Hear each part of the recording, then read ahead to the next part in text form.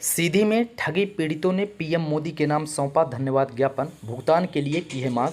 अनियमित जमा योजनाएं पाबंदी कानून के प्रति लापरवाह अधिकारियों की हुई है शिकायत।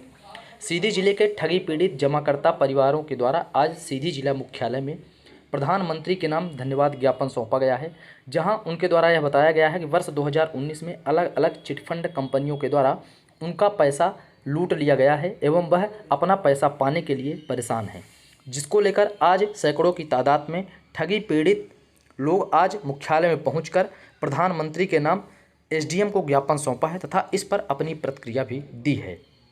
सब लोग ठगी के शिकार हुए हैं और हमारा एक संगठन है ठगी पीड़ित जमाकर्ता परिवार, जिसमें सभी कंपनियों में जितने लोगों का पैसा ठगी के रूप में लिया गया है, आज वो पैसा नहीं मिल रहा है, जिसकी लड़ाई के लिए हम लोग आज माननीय प्रधानमंत्री महोदय जी को माननीय कलेक्टर महोदय के माध्यम से ये ज्ञापन देने के लिए सब लोग एकत्रित हुए हैं कि हम लोगों का भुगतान वर्ष एक्ट 2019 के तहत किया जाए। उसमें ऐसा प्रावधान है कि यानी आपका भुगतान 180 दिन के अंदर की गारंटी ये सरकार ने ले रखी है कि जिन लोगों का पैसा इसमें किसी भी ठगी पीड़ित किसी भी ठगी कंपनी द्वारा इस तरह से पैसा लिया गया है, तो उसके लिए एक संसद से कानून पारित किया गया था, जो कि आज यहाँ पर लागू हो चुका है।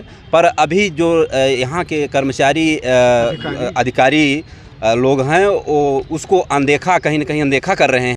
किन किन कंपनियों में आपका पैसा हमारा है Togo retail marketing limited as a corporate के नाम से था, जिसमें बेसिल इंटरनेशनल बामसी है और PSL है, निक्सिल फार्मास्यूटिकल है, हाँ कई कंपनियों का है, सहारा के भी लोग हैं।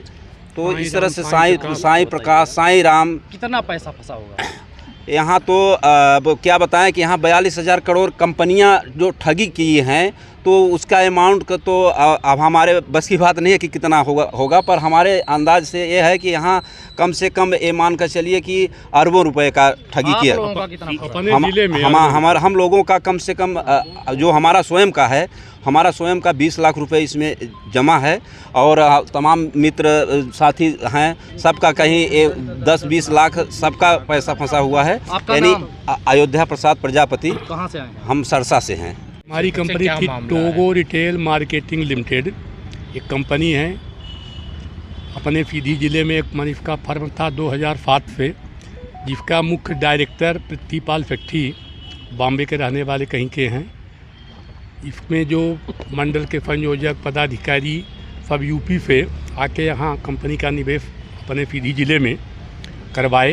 कंपनी कब आई थी? कंपनी यहाँ 2007 में अपने सीधी में स्टेट बैंक के बगल में कांग्रेस भवन के माने उसमें ऑफिस थी।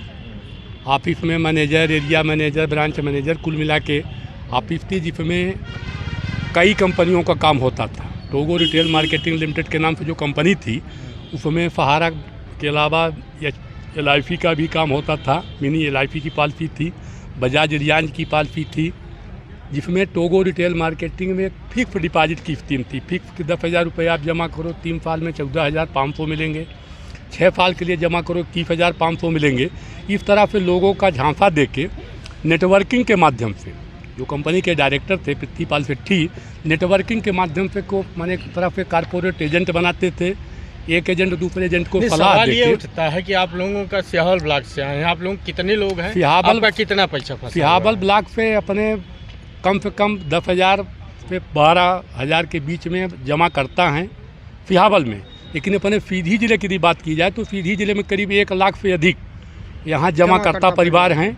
करोड़ों रुपए की माने फंसी गई है, जबकि इसमें अरबों रुपए शासन इसके पहले मोदी सरकार के पहले जो भी कांग्रेस की सरकारें थी, सपा बसपा की सरकारें थी केंद्र में, तब उनको विधिवत रजिस्ट्रेशन दिए थे। कंपनी कब भागी है ये बताइए? कंपनी 2020 में मानी 19 में 2019 में कंपनी यहाँ पे भागी। और कंपनी भागने का मेन श्रेय माननीय यशस्वी प्रधानमंत्री नरेंद्र मोदी सारी कंपनियों को सीज किए। उन्होंने अपने भाषण में बोला था कि हमने 3,000 से पार कंपनियों को एक झटके में बंद कर दिया।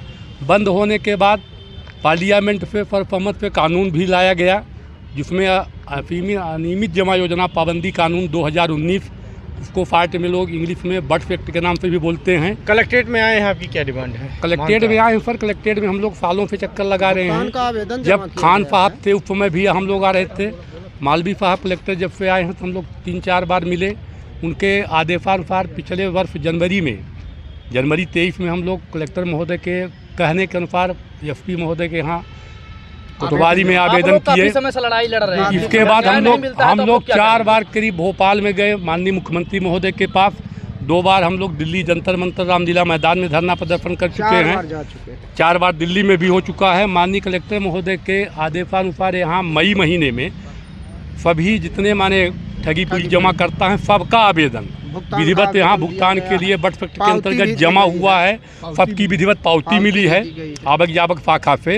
अभी तक कोई कार्यवाही उसमें नहीं हुई है। अगला कदम आप लोगों का क्या होगा? अगला कदम है हम लोग आज कलेक्टर साहब से मिलना चाह रहे हैं कि माननीय कलेक्टर महोदय से मिले, उनको संज्ञान में लाएं कि जो आवेदन विगत मई 2023 में जमा किया गया था उसमें क्या कार्यवाही की है।